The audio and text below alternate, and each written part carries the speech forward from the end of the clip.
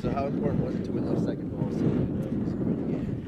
The wind certainly made it a little bit of an issue, and just trying to get the ball out of the air and onto the ground at your feet, I think, was a big important part of it. And I think you look at the numbers and the number of opportunities we had in shots, it says that we won a lot of those second balls and ended up with the ball a lot. And that was an important thing in a game like today where it's so windy and the ball in the air is so unpredictable. It seemed like about 15 minutes or so into the second half, Purdue was pushing the ball a little deeper into your territory, and then Claire had a couple goal kicks where you had her getting those out of there fast. Was that just a strategic move at that point to get the ball going the other direction? Well, as they push numbers forward, that was a good chance. Purdue is great at getting numbers behind the ball. And so when they get into our defensive half and they get a lot of numbers forward, it's a great opportunity to catch them. And with the wind and Claire's ability to strike a ball, we knew we might have a chance to catch them out of shape and get Jannelle or Brees or one of those players in behind. So it was certainly something that we thought would be something that might present itself in the second half. And, a couple of times it did. And, it's worth the risk. They were struggling to get the ball out of their end.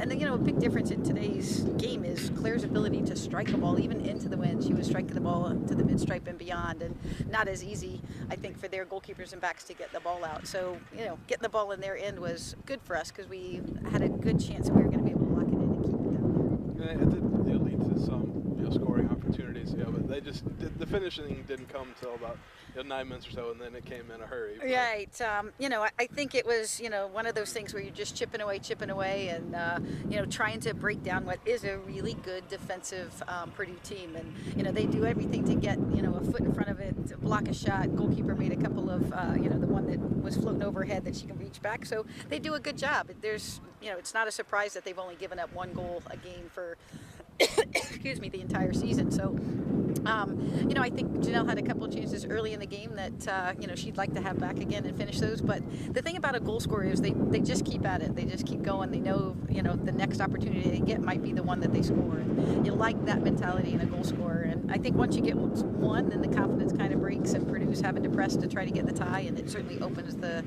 opportunity for a second and in Jannelle's case, a third. And she was putting a lot of pressure, in the box and on the keeper. Almost stole that goal kick away. And, that third goal, she was just in a position where she could take advantage when it bounced. Yeah, the wind was so unpredictable, and like you said, Purdue's trying to push up and trying to get the ball forward, and a ball bounces through, and the wind made it a tough day. And I thought we dealt with the balls bouncing. Our back line dealt with balls bouncing and winning first and second balls, and that was really the difference in the game. There's another shutout, another limiting Purdue to single digit in shots, and it's coming with a change on your back line with Sarah playing for Alina, but it seems to pretty seamless transition. I think it's seamless because it's not about any one player. Our defense isn't about just having a great goalkeeper or having a leader like Hope in the back. Our defense is this team has taken on defending as a source of pride. So our front runners talk about being good individual defenders, and our midfielders talking about putting pressure on the ball and doubling. And so it's a team attitude. So pieces of that team can be interchangeable, but the attitude with which we defend doesn't change at all. And I think that's been probably what's been enabled us to sustain that kind of shutout presence and that kind of limiting defense, is because it's about the team attitude, not about an individual player who's playing great defense. Any idea when Alina might be back available? I think we'll have her back in training this week, and it was a knock to the head. So if she can, I think we were being pretty cautious today and making sure that everything is completely healed before we get her back in. So we've got a regular week of training. So assuming she can handle training this week, I think she'll be back in the mix of things this weekend. You talk about how nice it was to get 3 points on the road at Nebraska, but how important it was to keep getting them here at home, and you got 6 for the week. Yeah, I think when you've got games at home, you got to come out with points, and certainly our goal going into the weekend was to come out with 6 points. So I think we're happy to be sitting where we are right now. 3 points, 9 points in our last 3 Big Ten games. I think you're happy with every point that you get, so we'll take all 9 of them.